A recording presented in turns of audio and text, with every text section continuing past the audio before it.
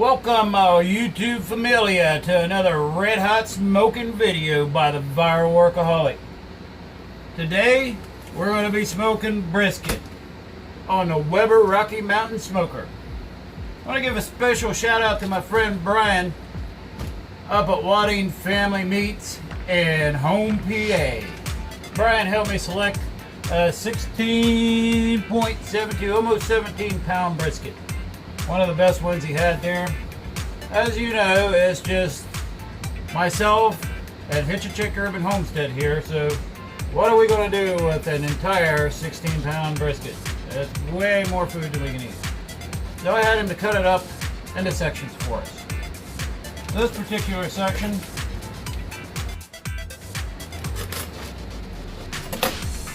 this is the thin part of the brisket. This is usually the most difficult part of the brisket because the meat's so much thinner than the thin pieces. So I had him to cut that off of the tail end of the brisket, and we're going to use some fresh vegetables from where else? Hitch a Chick Urban Homestead's garden. So we're going to make this a Southwest brisket. We're going to load this up inside with some peppers and some onions. We're going to get this all up inside of it.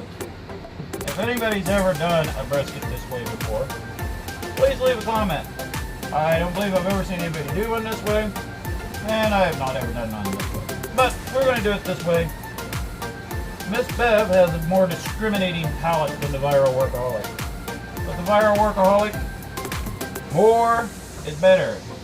And Miss Bev likes to keep it a little more low-key. So we're going to make this for both of us. And I want to keep it a little more low-key. She likes the pepper and these shakers. I personally like to grind my own. But, like I said, I get a little over the top with the spices. She asked me to keep it down, so we're going to sprinkle some pepper on this. One thing I won't compromise in is my salt. I don't like the salt you buy, it's all ground up. I like the sea salt. So we're going to put sea salt in this. Even though this is the thinner part of the meat, it's still a significant piece of meat. I'm going to get this all bound up like this. And we'll get them. Well, I was hoping we'd have some baking twine in there. We don't. So, we'll just grab some toothpicks. And we'll suture it up with the toothpicks. There we go. Hit a couple more in there.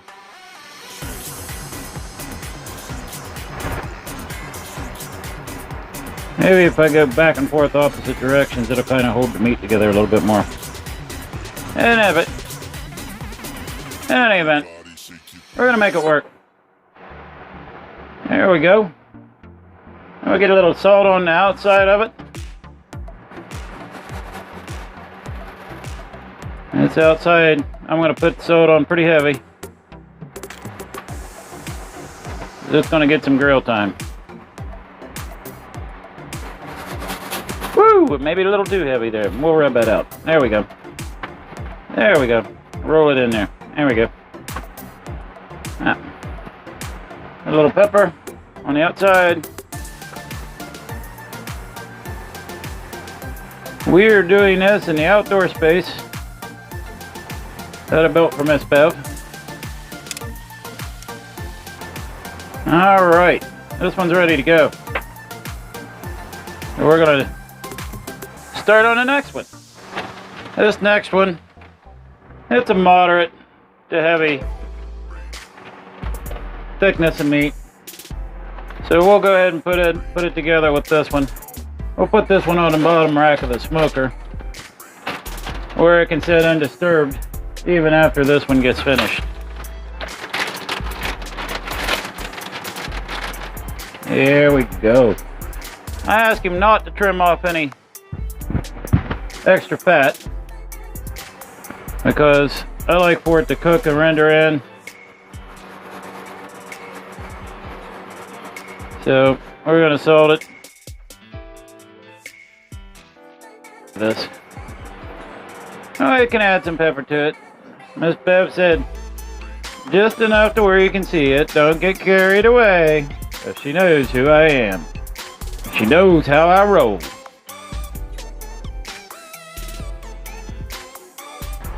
That is salt and peppered for the more discriminating taste.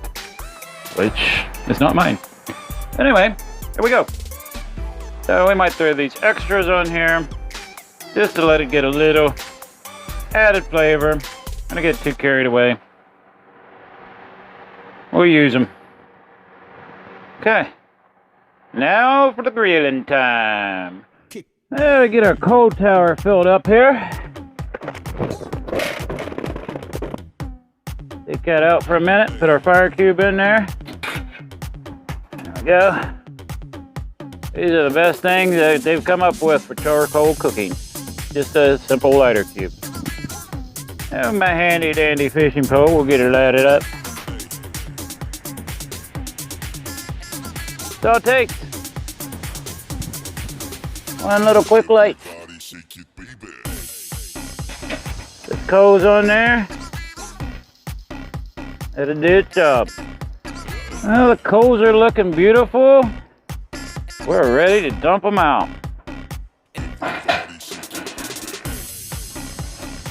Oh yeah, perfect. Let's start the assembly process. Get this going. Now we need our wood flavor. We're gonna do some apple wood. That ought to be fabulous with a brisket. I usually like the bigger chunks, but I'm out of those. So we'll put a nice liberal amount of these in there.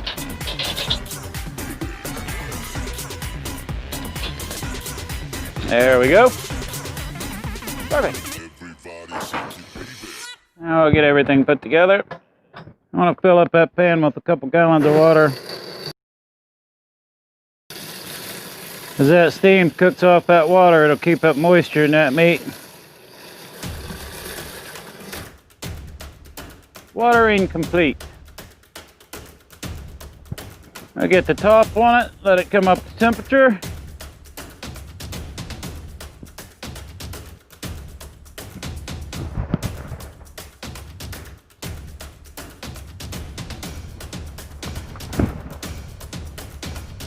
I'll close these dampers off and leave this one open. As you can see, the smoke coming out of this right now is very, very heavy, very, very dense, very acidic, and not very good for your meat. We're gonna let this cool down, get all that acidic smoke out of it, then we'll put the meat on it. As you can see, the smoke has calmed down. We're gonna have a lot better flavor of smoke off of that. Temperature is still a little bit high, but we're gonna go ahead and set the meat on it anyway. Get it started. We're gonna start with our special little Southwest one and get it put in here. I get my meat probe pushed in it. We'll go into the thickest part of the meat here. There we go. Get in there, big boy. Yeah, there we go. Now we got it. We'll get our other grate over here. Set this on here. Get our probe up through it. There we go. Very good. With the temperature being so high, I'm going to take this nice fatty part and I'm going to lay it on there first. That way, if it gets a little too hot and it burns a little bit, we'll just cook the fat in. And I'll find a nice thick piece of meat to put that in. There we go. We'll throw this little mix right up here on top. we go. Let them just sit there and love that meat with sweet onion flavor. All right. Put the lid back on it. We've already set our app on our phone and we're ready to go. While we're waiting for our meat to cook, we're going to start our side dish. Fried potatoes and onions. She picked these potatoes up from one of the other local farmers at the farmer's market. The name of his farm is Leap's Farm. It's in Penrod, PA. We're going to slice these up. I leave the skin on them. Slice them up. Put them in the oven. Let them fry. What's really cool about these farm fresh potatoes, they don't seem to be as starchy as the store-bought potatoes. They don't stick together quite as bad. It's kind of keeping it real. I'm really into that freshness. If you got some local farmers in your area, look them up. You got some farmers markets going on everywhere. Somebody has a farm in America and they got produce for sale. You can't go wrong with the local farmers. Didn't think I was gonna have enough potatoes when I started out. That's a pile of potatoes. I think we'll do good on that.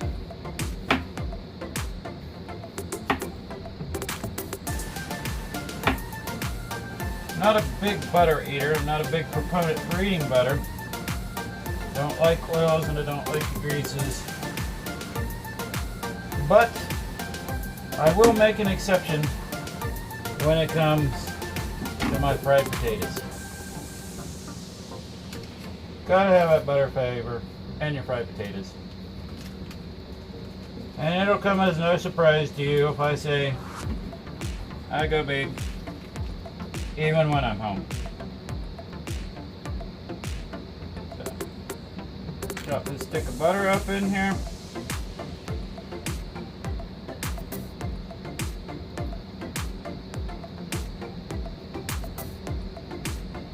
Find me a lid for the pan. And we'll be back with supper. First one's off the grill. Let's give it a look, see how it goes.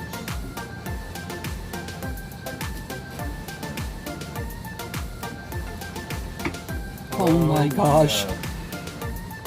Oh my. Oh my.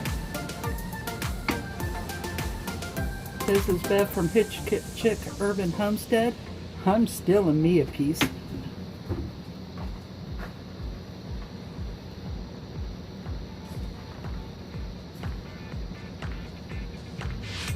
There's a toothpick down in there somewhere. There it is. More than one. Oh, there's one. Oh my gosh. Look at this, y'all. Normally I don't interfere on Viral Workaholics videos. I couldn't resist on this one. You're always welcome on Viral Workaholics videos.